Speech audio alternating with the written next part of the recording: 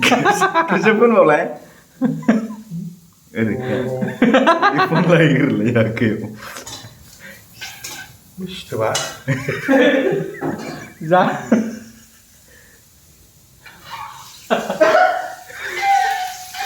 Kamu lagi.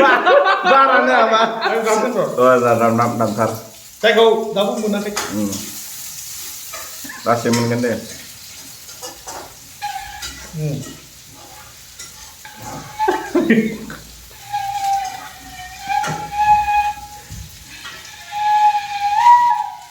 Jangan ya. Setelah lagi. Wah.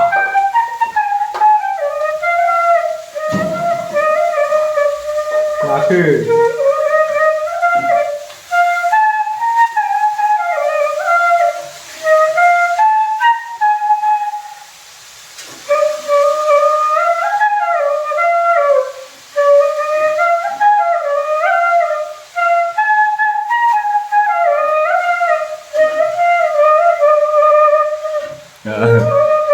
Gue tadi bisa sudah. Korea. Bikin. Ada dengan apa yang kamu? Tenda.